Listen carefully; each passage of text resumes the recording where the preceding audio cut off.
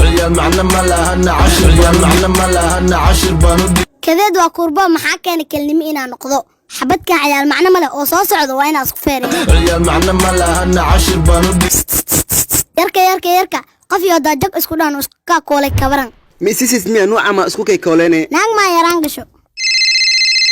beebsin maanta jirkaagii soodkaaga macaan waxa siista maaq qof iyo ku gafulaa naag garaam ka lambarkaaga si taliyaan ma maal waxta occasiono nobel daro goolman kaat gool sabit عيال معنا ما لهنا عشر عيال معنا ما لهنا عشر بنود هاي korontada waa la goostay saartaanka calankan fiirsan lahaa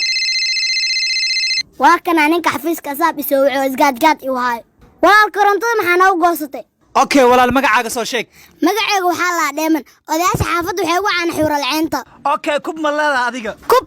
kub iyo kumbulsoori saabuunsaa baani ugu ima waaw qof yee ma qurux badan tahay marka ma qurux badan tahay dhabankan bislaa dhunkasha loo talgalay dhirbaxsho loo talgalin allah hooyo been badanida hadda caaw calansaarka daawo sooyada abshuum maldho عيال معنا ما لهنا عشر بنود maanta astaanta jaceelkayga waa in aan xusaa oo aan wacaa qof yee maxaa waa ninka ku soo wuxuu anoo kula fadhiyo beebado iPhone inaan ooki ka misirto waa qalad maya kor waayeel waa wadin waxaan dhacay ma qaadan karo beeb caasimada qalbigayga tahay tuulooyinka ka misirin ee la qabsano shaqada ku soo kac abay mama Soomaaliya ku weydiiya English ahaan dad igu jawaab ayaa boo diyaar waay intaadan falin ka fiirso look before you leave jiid aan ku jiido waa gacmo daalis drag and drop hand style dadka badan iyo biika badan waa ku qaadaan more people more what text you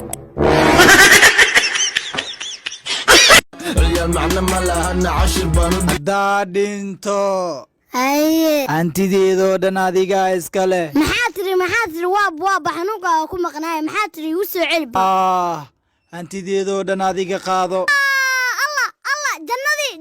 jannadi firdaws Allah ka waraabay xaaji waa umaleena jaceelkeena xaaji maxaad ii diloosaa weli ma dhimane dhima jannada dakaaway naarta ku jirtay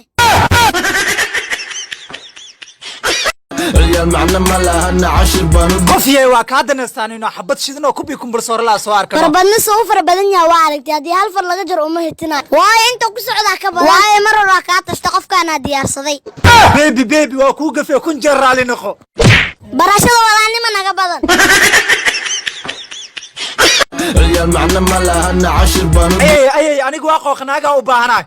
caruurta way qooqaan ee caloosha ka qooqaan ragga way qooqaan ee jeebka ka qooqaan adoo quraacan qadan haysan safar qadaadka qalbi dilacsan hablaha qureysheed quraansigooda qalad weeye hadii aad qooqday maxaa ku qooqday ilaa ka qooqday maxaa ku qooqday ilaa ka qooqo ay aan qooqa ma xumay naagtu muu tagi kari wiilkayga waa qooqa iyo waa qarqaraas ku meel may galehe